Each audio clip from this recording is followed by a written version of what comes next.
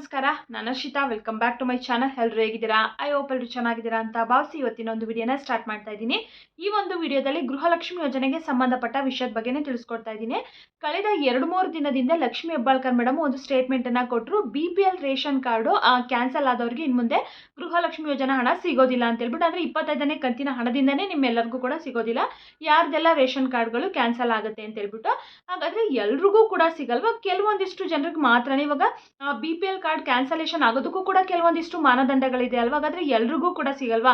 ಇಲ್ಲಿ ಏನಾಗುತ್ತೆ ಅಂದರೆ ತುಂಬ ಜನದ್ದು BPL ನಿಂದ APL ಆಗಿದೆ. ಕೆಲವೊಂದಿಷ್ಟು ಜನ APL ಇರೋರು ಕೂಡ ಗೃಹಲಕ್ಷ್ಮಿ ಯೋಜನಾ ಹಣನ ಪಡಿತಾ ಇದ್ದಾರೆ. ಹಾಗಾದ್ರೆ ಅವ್ರದ್ದು ಎಲ್ಲರದ್ದು ಕೂಡ ಕ್ಯಾನ್ಸಲ್ ಆಗುತ್ತಾ? ಏನಾದರೂ ರೂಲ್ಸ್ಗಳು ಏನಾದರೂ ಇದೆಯಾ? ಯಾರ್ದೆಲ್ಲ ಕ್ಯಾನ್ಸಲ್ ಆಗುತ್ತೆ ಅದ್ರ ಬಗ್ಗೆ ಕಂಪ್ಲೀಟ್ ಇನ್ಫಾರ್ಮೇಷನ್ ಈ ವಿಡಿಯೋದಲ್ಲಿ ತಿಳಿಸ್ಕೊಡ್ತಾ ಇದ್ದೀನಿ. ಹಾಗೆ ಸತ್ತವರ ಹೆಸರಲ್ಲಿ ಯಾರೆಲ್ಲ ಗೃಹಲಕ್ಷ್ಮಿ ಯೋಜನಾ ಹಣನ ಪಡಿತಾ ಇದ್ದೀರಾ ಅವ್ರಿಗೂ ಕೂಡ ಒಂದು ವಾರ್ನಿಂಗನ್ನು ಮಾಡಿದ್ದಾರೆ, ಅದ್ರ ಬಗ್ಗೆನೂ ಕೂಡ ತಿಳಿಸ್ತಾ ಇದ್ದೀನಿ. ಸೊ ಈಗಲೇ ಯಾರೆಲ್ಲ ಸತ್ತವರ ಹೆಸರಲ್ಲಿ ಗೃಹಲಕ್ಷ್ಮಿ ಯೋಜನಾ ಹಣ ಪಡಿತಾ ಇದ್ದಾರೆ ಇಲ್ಲಿಗೆ ಸ್ಟಾಪ್ ಮಾಡಿಬಿಡಿ, ಅದನ್ನು ನಿಲ್ಲಿಸ್ಬಿಡಿ. ಹಾಗೇನೆ ಮತ್ತೇನು ಮಾಡಬೇಕಂತಂದರೆ, ಏನಾದರೂ ರೇಷನ್ ಕಾರ್ಡಲ್ಲಿ ನಿಮ್ಮ ಹೆಸರನ್ನ ಚೇಂಜ್ ಮಾಡಿಸ್ಕೊಂಡಿಲ್ಲ ಅಂತಂದರೆ ಆದಷ್ಟು ಬೇಗ ಅದನ್ನು ಚೇಂಜ್ ಮಾಡಿಸ್ಕೊಳ್ಳಿ. ಹಾಗೆ 24ನೇ ಕಂತಿನ ಹಣದ ಬಗ್ಗೆನೂ ಕೂಡ ಈ ಒಂದು ವಿಡಿಯೋದಲ್ಲಿ ಮಾಹಿತಿನ ತಿಳಿಸ್ಕೊಡ್ತಾ ಇದ್ದೀನಿ. ತುಂಬ ಜನ ನಮಗಿನ್ನೂ 24ನೇ ಕಂತಿನ ಹಣ ಬಂದಿಲ್ಲ, ನಮಗೆ ಯಾವಾಗ ಬರುತ್ತೆ, ನಮಗೆ ಯಾಕೆ ಬಂದಿಲ್ಲ, ಯಾಕೆ ಇಷ್ಟು ದಿನ ಆಯಿತು ಅಂತ ಕಮೆಂಟ್ ಮಾಡ್ತಾ ಇದ್ದಾರೆ. ಖಂಡಿತವಾಗ್ಲೂ ಅದ್ರ ಬಗ್ಗೆ ತಿಳಿಸ್ಕೊಡ್ತೀನಿ. ಹಾಗೆ 25ನೇ ಕಂತಿನ ಹಣಕ್ಕೆ ಸಂಬಂಧಪಟ್ಟಂತೆ, ಜೊತೆಗೆ ಫೆಬ್ರವರಿ ಮಾರ್ಚ್ ತಿಂಗಳ ಹಣಕ್ಕೆ ಸಂಬಂಧಪಟ್ಟಂತೆ ಎಲ್ಲ ವಿಷಯದ ಬಗ್ಗೆನೂ ಕೂಡ ಈ ಒಂದು ವಿಡಿಯೋದಲ್ಲಿ ಮಾಹಿತಿನ ತಿಳಿಸ್ಕೊಡ್ತಾ ಇದ್ದೀನಿ. ಸೊ ಯಾರೆಲ್ಲ ವಿಡಿಯೋನ ನೋಡ್ತಾ ಇದ್ದೀರಾ ಸ್ಕಿಪ್ ಮಾಡದೆ ಕೊನೆವರೆಗೂ ನೋಡಿ. ಸ್ಕಿಪ್ ನೋಡ್ತಾ ಹೋದರೆ ಮಾಹಿತಿ ನಿಮಗೆ ಕ್ಲಿಯರ್ ಆಗಿ ಅರ್ಥ ಆಗಲ್ಲ. ಸೊ ಹಾಗಾಗಿ ವಿಡಿಯೋನ ಫ್ರಮ್ ಬಿಗಿನಿಂಗಿಂದ ಎಂಡಿಂಗ್ವರೆಗೂ ಫುಲ್ ವಾಚ್ ಮಾಡಿದರೆ ನಿಮಗೆ ಫುಲ್ ಇನ್ಫಾರ್ಮೇಷನ್ ಸಿಗುತ್ತೆ. ಬನ್ನಿ ವಿಡಿಯೋನ ಸ್ಟಾರ್ಟ್ ಮಾಡೋಣ. ಅದಕ್ಕೂ ಮುಂಚೆ ನೀವೇನಾದರೂ ನನ್ನ ಚಾನಲ್ನ ಫಸ್ಟ್ ಟೈಮ್ ನೋಡ್ತಾ ಇದ್ದೀರಾ, ಹೊಸದಾಗಿ ಏನಾದರೂ ನನ್ನ ಚಾನಲ್ ನೋಡ್ತಾ ಇದ್ದೀರಾ ಅಂದರೆ ಪ್ಲೀಸ್ ಅರ್ಷಿತಾ ಯೂಟ್ಯೂಬ್ ಚಾನಲ್ನ ಸಬ್ಸ್ಕ್ರೈಬ್ ಮಾಡ್ಕೊಳ್ಳಿ. ಹಾಗೆ ಈ ಒಂದು ವಿಡಿಯೋ ಇಷ್ಟ ಆದರೆ ವಿಡಿಯೋಗೊಂದು ಪ್ಲೀಸ್ ಲೈಕ್ ಮಾಡಿ. ವಿಡಿಯೋನ ಸ್ಟಾರ್ಟ್ ಮಾಡೋಣ. ಮೊದಲನೇದಾಗಿ, ಇವಾಗ BPL ರೇಷನ್ ಕಾರ್ಡು ಕ್ಯಾನ್ಸಲ್ ಆದಂಥವ್ರಿಗೆ ಇನ್ನು ಮುಂದೆ ಗೃಹಲಕ್ಷ್ಮಿ ಯೋಜನಾ ಹಣ ಸಿಗೋದಿಲ್ಲ, 25ನೇ ಕಂತಿನ ಹಣದಿಂದನೇ ಸಿಗೋದಿಲ್ಲ ಅಂತ ಹೇಳ್ಬಿಟ್ಟು ತಿಳಿಸಿದ್ದಾರೆ. ಯಾಕಂದರೆ ಇವಾಗ ಸರ್ಕಾರನೂ ಕೂಡ ಈಗ ಸಾಕಷ್ಟು ಜನರದ್ದು BPL ರೇಷನ್ ಕಾರ್ಡ್ಗಳನ್ನ ಕ್ಯಾನ್ಸಲ್ ಮಾಡಿದೆ. ಅಂದರೆ ಕಂಪ್ಲೀಟ್ ಆಗಿ ಏನು ಕ್ಯಾನ್ಸಲ್ ಮಾಡಿಲ್ಲ, BPL ಇಂದ APL ಆಗಿ ಕನ್ವರ್ಟರ್ನ ಮಾಡಿದ್ದಾರೆ. ಸೊ ಅಷ್ಟೇ. ಹಾಗಾದರೆ ಕ್ಯಾನ್ಸಲ್ ಆದಂಥವ್ರು ಎಲ್ರಿಗೂ ಕೂಡ ಸಿಗಲ್ವಾ ಅಂತಂದರೆ ಖಂಡಿತವಾಗ್ಲೂ ಇಲ್ಲ, ಎಲ್ರಿಗೂ ಅಲ್ಲ. ಇಲ್ಲಿ ಕೆಲವೊಂದಿಷ್ಟು ಜನ ಫಲಾನುಭವಿಗಳಿಗೆ ಮಾತ್ರ ಸಿಗೋದಿಲ್ಲ. ಇವಾಗ ಕೆಲವೊಂದಿಷ್ಟು ಇವಾಗ ಕೆಲವೊಂದಿಷ್ಟು ಮಾನದಂಡಗಳನ್ನ ಹೇಳಿದಾರಲ್ವಾ, ನಿಮ್ಮ ಹತ್ರ 4 ವೀಲರ್ ಇದ್ರೆ ಕ್ಯಾನ್ಸಲ್ ಆಗುತ್ತೆ, ನಗರ ಪ್ರದೇಶಗಳಲ್ಲಿ 100 ಚದರ ಅಡಿಗಿನ ಜಾಸ್ತಿ ವಿಸ್ತೀರ್ಣ ಮನೆ ಇದ್ರೆ ಕ್ಯಾನ್ಸಲ್ ಆಗುತ್ತೆ, ಹಾಗೆ 7 ಹೆಕ್ಟೇರ್ಗಿನ್ನ ಭೂಮಿ ಜಾಸ್ತಿ ಇತ್ತು ಅಂದ್ರೂ ಕ್ಯಾನ್ಸಲ್ ಆಗುತ್ತೆ. ಸೊ ಹಾಗೆ GST ಪೇ ಮಾಡ್ತಾ ಇದ್ರೆ, ಟ್ಯಾಕ್ಸ್ ಪೇ ಮಾಡ್ತಾ ಇದ್ರೆ, ಸೊ ಈ ಮಾನದಂಡಗಳಿತ್ತು ಅಂದರೆ ಕ್ಯಾನ್ಸಲ್ ಆಗುತ್ತೆ ಅಂತ ತಿಳಿಸಿದ್ರು. ಸೊ ಇವಾಗ ಇದರಲ್ಲಿ 2 ಮಾನದಂಡಗಳಿಗೆ ಮಾತ್ರ ಸಂಬಂಧಪಟ್ಟವರಿಗೆ ಇನ್ನು ಮುಂದೆ ಗೃಹಲಕ್ಷ್ಮಿ ಯೋಜನಾ ಹಣ ಸಿಗೋದಿಲ್ಲ. ಯಾರಿಗೆ ಅಂದರೆ, ನೀವೇನಾದರೂ GST ಪೇಯರ್ ಆಗಿದ್ದೀರಾ, ಟ್ಯಾಕ್ಸ್ ಪೇಯರ್ ಆಗಿದ್ದೀರಾ ಅಂದ್ರೆ ಮಾತ್ರನೇ ನಿಮಗೆ ಗೃಹಲಕ್ಷ್ಮಿ ಯೋಜನಾ ಹಣ ಸಿಗೋದಿಲ್ಲ. ನೀವು GST ಪೇಯರ್ ಆಗಿದ್ದು, ಟ್ಯಾಕ್ಸ್ ಪೇಯರ್ ಆಗಿದ್ದು ಕೂಡ ನಿಮ್ಮ ಹತ್ರ APL ಕಾರ್ಡ್ ಇದೆ ಅಂತಂದರೆ ಖಂಡಿತವಾಗ್ಲೂ ನಿಮಗೆ ಸಿಗೋದಿಲ್ಲ ಅಂತ ಹೇಳ್ಬಿಟ್ಟು ತಿಳಿಸಿರುವಂಥದ್ದು. ಇನ್ನು ಅದನ್ನು ಬಿಟ್ಟು ಇನ್ನೆಲ್ರಿಗೂ ಕೂಡ ಖಂಡಿತವಾಗ್ಲೂ ಸಿಗುತ್ತೆ. ನಿಮಗೆ ಎಲ್ರಿಗೂ ಕೂಡ ಗೊತ್ತು, ಗೃಹಲಕ್ಷ್ಮಿ ಸ್ಟಾರ್ಟ್ ಆದಾಗ APL ಕಾರ್ಡ್ ಇರೋರು ಕೂಡ ಅಪ್ಲೈ ಮಾಡಿದ್ರು, BPL ಇರೋರು ಅಪ್ಲೈ ಮಾಡಿದ್ರು, ಅಂಥವರೆಲ್ಲ ಮೊದಲಿಂದನೂ ಕೂಡ ಪಡಿತಿದ್ದಾರೆ, ಅಂಥವ್ರಿಗೇನು ತೊಂದರೆ ಇಲ್ಲ. GST ಪೇಯರ್, ಟ್ಯಾಕ್ಸ್ ಪೇಯರ್ ಇದ್ರೆ ಮಾತ್ರನೇ ಕ್ಯಾನ್ಸಲ್ ಆಗುವಂಥದ್ದು, ಇನ್ನು ಎಲ್ರಿಗೂ ಕೂಡ ಸಿಗುತ್ತೆ, ಯಾರಿಗೂ ಕೂಡ ಭಯ ಬೇಡ. ಮೊನ್ನೆ ಸಡನ್ನಾಗಿ ರೇಷನ್ ಕಾರ್ಡ್ ಕ್ಯಾನ್ಸಲ್ ಆದಂಥವ್ರಿಗೆ ಖಂಡಿತವಾಗ್ಲೂ ಸಿಗೋದಿಲ್ಲ ಅಂತ ಹೇಳ್ಬಿಟ್ಟು ತಿಳಿಸಿದ್ರು. ಸೊ ಇವಾಗ ಗೊತ್ತಾಯ್ತು ಅನ್ಕೊತೀನಿ, GST ಪೇಯರು, ಟ್ಯಾಕ್ಸ್ ಪೇಯರಿಗೆ ಮಾತ್ರನೇ, ಅದು ಬಿಟ್ಟು ಹೊರತುಪಡಿಸಿ ಇನ್ನು ಎಲ್ರಿಗೂ ಕೂಡ ಗೃಹಲಕ್ಷ್ಮಿ ಯೋಜನಾ ಹಣ ಪ್ರತಿ ತಿಂಗಳು 2,2 ಸಾವಿರ ರೂಪಾಯಿ ಸಿಗುತ್ತೆ. ಯಾರಿಗೂ ಕೂಡ ಭಯ ಬೇಡ. ಓಕೆನಾ? ಕ್ಲಿಯರ್ ಆಗಿ ಗೊತ್ತಾಯಿತು ಅಂತ ಅನ್ಕೊತೀನಿ. ಇವಾಗ ಆಲ್ಮೋಸ್ಟ್ ಒಂದು 7-8 ಲಕ್ಷಕ್ಕೂ ಹೆಚ್ಚು ರೇಷನ್ ಕಾರ್ಡ್ಗಳನ್ನ ಕ್ಯಾನ್ಸಲ್ ಮಾಡ್ತೀವಿ ಅಂತ ಸರ್ಕಾರ ಆಲ್ಮೋಸ್ಟ್ ಒಂದು 2 ತಿಂಗಳಿಂದನೂ 2-3 ತಿಂಗಳಿಂದನೂ ಕೂಡ ತಿಳಿಸಿದ್ದಾರೆ. ಅದೇ ರೀತಿಯಾಗಿ ತುಂಬ ರೇಷನ್ ಕಾರ್ಡ್ಗಳು ಕೂಡ ಕ್ಯಾನ್ಸಲ್ ಆಗಿದೆ. ಇನ್ ಕೇಸ್ ಏನಾಗಿರುತ್ತೆ ಅಂತಂದರೆ, ಕೆಲವೊಂದಿಷ್ಟು ಜನರದ್ದು ಏನಾಗಿದೆ ಅಂದರೆ GST ಪೇಯರ್ ಅಲ್ಲ, ಟ್ಯಾಕ್ಸ್ ಪೇಯರ್ ಅಲ್ಲ ಅಂದ್ರೂ ಕೂಡ ಕ್ಯಾನ್ಸಲ್ ಆಗಿರುತ್ತೆ. ಅವರೆಲ್ಲ ಏನು ಮಾಡಬೇಕಂತಂದರೆ, ನಿಮ್ಮ ಅಕೌಂಟ್ಗಳನ್ನ ಒಂದ್ಸರಿ ಚೆಕ್ ಮಾಡಿಸ್ಕೊಳ್ಳಿ. ಏನಾದರೂ ನಿಮಗೆ ಹಣ ಬರಲಿಲ್ಲ 2-3 ಕಂತುಗಳು ಅಂತಂದರೆ ಒಂದ್ಸರಿ ಚೆಕ್ ಮಾಡಿಸ್ಕೊಳ್ಳಿ, ಯಾಕೆ ಬಂದಿಲ್ಲ ಅಂತ ಹೇಳ್ಬಿಟ್ಟು ಕ್ಲಿಯರ್ ಆಗಿ ಗೊತ್ತಾಗ್ಬಿಡುತ್ತೆ. ಏನಾದರೂ GST ಪೇಯರು, ಟ್ಯಾಕ್ಸ್ ಪೇಯರ್ ಅಂತ ಏನಾದರೂ ತೋರಿಸ್ತಿತ್ತು, ಬಟ್ ನೀವು ಪೇ ಮಾಡ್ತಿಲ್ಲ ಆದರೂ ತೋರಿಸ್ತಿತ್ತು ಅಂತಂದರೆ ನೀವು ಇಮಿಡಿಯೇಟಾಗಿ ಅದನ್ನು ಒಂದು ಲೆಟ್ರ್ ಬರೆದು ಕೊಟ್ಟರೆ ಅದನ್ನು ಚೇಂಜ್ ಮಾಡಿಕೊಡ್ತಾರೆ. ಹಾಗೆ ಪೆಂಡಿಂಗ್ ಇರೋ ಅಂಥ ಹಣನೂ ಕೂಡ ನಿಮ್ಮ ಖಾತೆಗೆ ಬಂದು ಜಮಾ ಆಗುತ್ತೆ. ಸೊ ಇವಾಗ ಕ್ಲಿಯರ್ ಆಗಿ ಗೊತ್ತಾಯಿತು ಅನ್ಕೊತೀನಿ. ಎಲ್ರಿಗೂ ಅಲ್ಲ, ಕೆಲವೊಂದಿಷ್ಟು ಜನರಿಗೆ ಮಾತ್ರನೇ.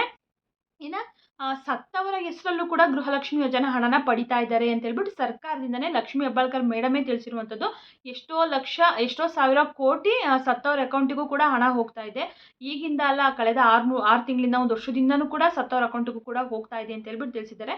ಈಗ ಏನಾಗಿರುತ್ತೆ ಅಂತಂದರೆ, ಒಂದು ಮನೆಯಲ್ಲಿ ಅತ್ತೆ ಸೊಸೆ ಇಬ್ಬರು ಕೂಡ ಇರ್ತಾರೆ, ಮನೆ ಯಜಮಾನಿ ಅತ್ತೆ ಆಗಿರ್ತಾರೆ. ಸೊ ಅವ್ರು ಸತ್ತೋಗಿರ್ತಾರೆ. ಇನ್ನೇನೋ ಚೇಂಜ್ ಮಾಡಿಸೋದು, ಇನ್ನೊಂದು ಚೇಂಜ್ ಮಾಡಿಸಿದ್ರೆ ಮತ್ತೇನಾದರೂ ಬಂದಾಗ್ಬಿಡುತ್ತೇನೋ, ಅಥವಾ ಮತ್ತೆ ಬರೋದಕ್ಕೆ ಲೇಟ್ ಆಗುತ್ತೇನೋ, ಅತ್ತೆ ಹೆಸರಲ್ಲೇ ತಗೊಳ್ಳೋಣ ಅಂತ ಹೇಳ್ಬಿಟ್ಟು ಈ ರೀತಿನೂ ಕೂಡ ಬಿಟ್ಕೊಂಡಿರ್ತಾರೆ. ಸೊ ಆ ರೀತಿ ಮಾಡಿದರೆ ಬೇಗ ಚೇಂಜ್ ಮಾಡಿಸ್ಕೊಳ್ಳಿ. ಇವಾಗ ಏನು ಹೇಳಿದ್ದಾರೆ ಅಂತಂದರೆ, ಸತ್ತವ್ರ ಹೆಸರಲ್ಲಿ ಯಾರೆಲ್ಲ ತೊಗೊಂಡಿದ್ದೀರೋ ಅದನ್ನು ರಿಕವರಿನೂ ಕೂಡ ಮಾಡ್ಕೋತೀವಿ ಅಂತ ಹೇಳ್ಬಿಟ್ಟು ತಿಳಿಸಿದ್ದಾರೆ. ಇವಾಗ ಅದನ್ನು ಕಂಡುಹಿಡಿಯೋದಕ್ಕೋಸ್ಕರನೂ ಕೂಡ ಒಂದು ಹೊಸ ಸಾಫ್ಟ್ವೇರನ್ನು ನಾವು ಕಂಡುಹಿಡ್ದಿದ್ದೀವಿ. ಆ ಸಾಫ್ಟ್ವೇರಲ್ಲೇ ಎಲ್ಲ ಡೀಟೇಲ್ಸು ಕೂಡ ಗೊತ್ತಾಗುತ್ತೆ. ಎಲ್ಲಿ ಸಿಕ್ಬಿಡುತ್ತೆ ಅಂತಂದರೆ, ಇವಾಗ ರೇಷನ್ ಡಿಪೋಗಳಲ್ಲಿ ಸಿಗ್ಬೋದು. ಮತ್ತು ಡೆತ್ ಸರ್ಟಿಫಿಕೇಟ್ನ ಮಾಡಿಸ್ಕೋತೀರಲ್ವ, ಅಲ್ಲಿಂದನೂ ಕೂಡ ರೇಷನ್ ಡಿಪೋಗಳಿಗೂ ಕೂಡ ಹೋಗಿರ್ಬೋದು ಮಾಹಿತಿಗಳು. ಸೊ ಅಲ್ಲಿಂದ ರೇಷನ್ ಡಿಪೋಗಳಿಂದನೂ ಕೂಡ ಆ ಮಾಹಿತಿನ ತಗೊಂಡಿರ್ಬೋದಲ್ವ ಮಹಿಳಾ ಮತ್ತು ಮಕ್ಕಳ ಕಲ್ಯಾಣ ಇಲಾಖೆ. ಈಗ ಒಟ್ಟಿನಲ್ಲಿ ಸರ್ಕಾರದಿಂದ ಮಾಹಿತಿ ಅಂತೂ ಗೊತ್ತಾಗೇ ಆಗುತ್ತೆ, ಯಾರೆಲ್ಲ ಸತ್ತೋಗಿದ್ದಾರೆ, ಯಾರ ಅಕೌಂಟಿಗೆ ದುಡ್ಡು ಹೋಗ್ತಾ ಇದೆ ಅಂತ ಹೇಳ್ಬಿಟ್ಟು ಅದನ್ನು ರಿಕವರಿ ಮಾಡ್ಕೋತಾರಂತೆ.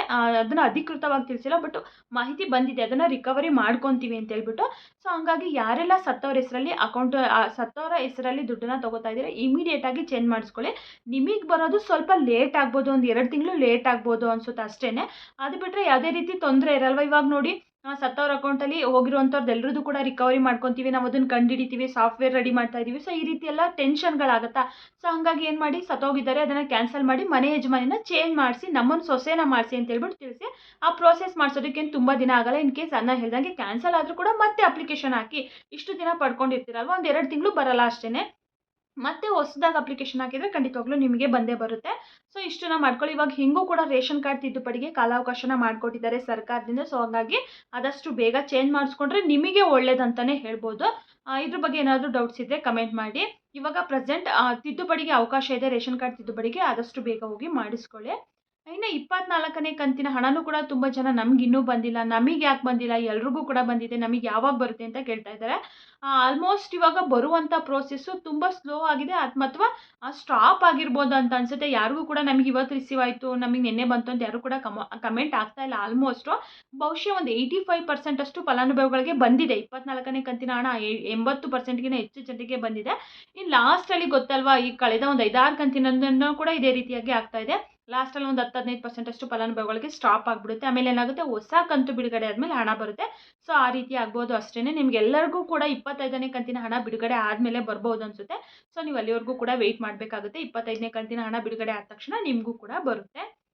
ಇನ್ನು ಫೆಬ್ರವರಿ ಮಾರ್ಚ್ ತಿಂಗಳ ಹಣನೂ ಕೂಡ ಆದಷ್ಟು ಬೇಗ ಬಿಡುಗಡೆ ಮಾಡ್ತೀವಿ ಅಂತ ಹೇಳ್ಬಿಟ್ಟು ಲಕ್ಷ್ಮೀ ಹೆಬ್ಬಾಳ್ಕರ್ ಮೇಡಮೇ ತಿಳಿಸಿದ್ದಾರೆ. ಮೊನ್ನೆನೂ ಸ್ಟೇಟ್ಮೆಂಟಲ್ಲಿ ಕೊಟ್ಟಿದ್ದಾರೆ. ಅತಿ ಶೀಘ್ರದಲ್ಲಿ ಅಂದರೆ ಹಣಕಾಸು ಇಲಾಖೆಯಿಂದ ಬಂದ ತಕ್ಷಣವೇ ಬಿಡುಗಡೆ ಮಾಡ್ತೀವಿ ಅಂತ ತಿಳಿಸಿದ್ದಾರೆ. ಕೆಲವೊಂದಿಷ್ಟು ಚಾನಲ್ಗಳಲ್ಲಿ ಆಲ್ರೆಡಿ ಹಣಕಾಸು ಇಲಾಖೆಯಿಂದ ಮಹಿಳಾ ಮತ್ತು ಮಕ್ಕಳ ಕಲ್ಯಾಣ ಇಲಾಖೆಗೆ ಹಣ ಬಿಡುಗಡೆ ಆಗಿದೆ, ಬಿಡುಗಡೆ ಹಂತಕ್ಕೆ ಬಂದಿದೆ ಅಂತ ಹೇಳ್ಬಿಟ್ಟು ತಿಳಿಸ್ತಾ ಇದ್ದಾರೆ. ಬಟ್ ಆ ರೀತಿಯಾಗಿ ಏನಾದರೂ ಆಗಿತ್ತು ಅಂತಂದರೆ, ಮೊನ್ನೆ ಲಕ್ಷ್ಮೀ ಹೆಬ್ಬಾಳ್ಕರ್ ಮೇಡಮೇ ತಿಳಿಸ್ತಿದ್ರಲ್ವ, ಹಣಕಾಸು ಇಲಾಖೆಯಿಂದ ಹಣ ಬಂದಿದೆ, ನಾನು ಪ್ರೋಸೆಸ್ನ ಮಾಡ್ತಾ ಇದ್ದೀನಿ, ಆದಷ್ಟು ಬೇಗ ಬಿಡುಗಡೆ ಮಾಡ್ತೀನಿ ಅಂತ ಹೇಳ್ಬಿಟ್ಟು ತಿಳಿಸ್ತಾ ಇದ್ರು. ಬಟ್ ಆದರೆ ಅವರು ಇವಾಗ ಮೊನ್ನೆ ತಾನೇ ಲೇಟೆಸ್ಟಾಗಿ ಅಪ್ಡೇಟ್ ಕೊಟ್ಟಿದ್ದಾರೆ. ಇನ್ನು ಹಣಕಾಸು ಇಲಾಖೆಯಿಂದ ಹಣ ಬಂದಿಲ್ಲ, ಬಂದು ಕೂಡಲೇ ಆ ಸೆಕೆಂಡೇ ನಾನು ಹಣನ ರಿಲೀಸ್ ಮಾಡ್ತೀನಿ ಅಂತ ಹೇಳ್ಬಿಟ್ಟು ತಿಳಿಸಿದ್ದಾರೆ. ಸೊ ಇನ್ನೂ ಕೂಡ ನಾವು ಹೇಳ್ತಾ ಇದ್ದೀವಿ ಹಣಕಾಸು ಇಲಾಖೆಗೆ ಕೊಡಿ ಅಂತ ಹೇಳ್ಬಿಟ್ಟು ಅವ್ರು ಇನ್ನೂ ಕೊಟ್ಟಿಲ್ಲ ಅಂತ ತಿಳಿಸಿದ್ದಾರೆ. ಸೊ ಕೆಲವೊಂದಿಷ್ಟು ಮಾಧ್ಯಮಗಳಲ್ಲಿ ತಿಳಿಸ್ತಾರೆ, ಖಂಡಿತವಾಗ್ಲೂ ಅದೆಲ್ಲ ಫೇಕ್ ಆಗಿರುತ್ತೆ. ಬಂದಿತ್ತು ಅಂದರೆ ಅಫಿಷಿಯಲ್ ಆಗಿ ಮೊನ್ನೆ ಲಕ್ಷ್ಮೀ ಹೆಬ್ಬಾಳ್ಕರ್ ಮೇಡಮೇ ತಿಳಿಸ್ತಿದ್ರಲ್ವ, ಜನಗಳಿಗೂ ಕೂಡ ಎಷ್ಟೋ ಖುಷಿ ಆಗ್ತಾ ಇತ್ತು. ಸೊ ಹಂಗಾಗಿ ಇನ್ನೂ ಕೂಡ ಹಣಕಾಸು ಇಲಾಖೆಯಿಂದ ಬಂದಿಲ್ಲ. ಸೊ ಎಲ್ಲರೂ ಕೂಡ ಬರೋರ್ಗೂ ಕೂಡ ವೆಯ್ಟ್ ಮಾಡಬೇಕಾಗುತ್ತೆ. ಆಲ್ಮೋಸ್ಟು ನಾನು ಪ್ರತಿ ವಿಡಿಯೋದಲ್ಲೂ ಕೂಡ ತಿಳಿಸ್ತಾ ಇರ್ತೀನಿ, ಈ ತಿಂಗಳಲ್ಲಿ ಫೆಬ್ರವರಿ ಮಾರ್ಚ್ ತಿಂಗಳ ಹಣ ಅಥವಾ 25ನೇ ಕಂತಿನ ಹಣ, ಈ 3ರಲ್ಲಿ ಒಂದು ಕಂತಾದರೂ ಕೂಡ ನಮಗೆ ಬಂದೇ ಬರುತ್ತೆ, ಕೊಟ್ಟೇ ಕೊಡ್ತಾರೆ. ಯಾಕಂತಂದರೆ ಮತ್ತೆ ಈ ರೀತಿ ಗ್ಯಾಪ್ ಬಿಡ್ತಾ ಹೋದರೆ 6 ತಿಂಗಳಾಗಿ ಹೋಗ್ಬಿಡುತ್ತೆ. ಈಗ ಆಲ್ರೆಡಿ ಸೆಪ್ಟೆಂಬರ್ವರೆಗೂ ಕೂಡ ಕೊಟ್ಟಿದ್ದಾರೆ, ಅಕ್ಟೋಬರ್, ನವಂಬರ್, ಡಿಸೆಂಬರು ಮತ್ತು ಫೆಬ್ರವರಿ, ಮಾರ್ಚ್, ಟೋಟಲ್ ಇನ್ನು 5 ತಿಂಗಳ ಕಂತಿನ ಹಣ ಕೊಡಬೇಕು. ಇವಾಗ ಈ ತಿಂಗಳು ಕೂಡ ಜನವರಿನೂ ಕೂಡ ಅವ್ರು ಕೊಡಲಿಲ್ಲ ಅಂತಂದ್ಬಿಟ್ರೆ ಮತ್ತೆ 6 ತಿಂಗಳಾಗಿ ಹೋಗ್ಬಿಡುತ್ತೆ. ಒಬ್ಬೊಬ್ಬರಿಗೆ 12 ಸಾವಿರ ಬರಬೇಕಾಗುತ್ತೆ. ಸೊ ಆಗ ಸರ್ಕಾರಕ್ಕೆ ಇನ್ನೂ ಹೆವಿ ಆಗಿ ಹೊರೆ ಆಗಿಬಿಡುತ್ತೆ. ಸೊ ಹಂಗಾಗಿ ಕೊಡ್ತಾರೆ, ಈ ತಿಂಗಳಲ್ಲಿ 1-2 ಕಂತಂತೂ ಕೊಟ್ಟೇ ಕೊಡ್ತಾರೆ. ಯಾವಾಗ ಏನು ಅಂತ ಹೇಳ್ಬಿಟ್ಟು ಏನಾದರೂ ಬಿಡುಗಡೆ ಹಂತಕ್ಕೆ ಬಂದಿದೆಯಾ, ಯಾವಾಗ ಬಿಡುಗಡೆ ಮಾಡ್ತಾರೆ, ಏನಾದರೂ ಡೇಟ್ಗಳನ್ನ ಏನಾದರೂ ತಿಳಿಸಿದ್ರು ಅಂತಂದರೆ ಯಾವಾಗ ಏನು ಅಂತ ಖಂಡಿತವಾಗ್ಲೂ ನಾನು ಮುಂದಿನ ದಿನಗಳಲ್ಲಿ ತಿಳಿಸ್ತಾ ಹೋಗ್ತೀನಿ. ಸೊ ಇವತ್ತಿನ ಮಾಹಿತಿ ಇದಾಗಿತ್ತು. ಇದ್ರ ಬಗ್ಗೆ ನಿಮ್ಗೆ ಏನೇ ಡೌಟ್ಸ್ ಇದ್ರೂ ಕೂಡ ಕಮೆಂಟ್ ಮಾಡಿ. ಹಾಗೆ ಯಾರೆಲ್ಲ ವಿಡಿಯೋನ ನೋಡಿದರೆ ಎಲ್ರಿಗೂ ಕೂಡ ತುಂಬಾ ಥ್ಯಾಂಕ್ಸ್. ಮತ್ತೆ ಮುಂದಿನ ವಿಡಿಯೋದಲ್ಲಿ ಸಿಗ್ತೀನಿ.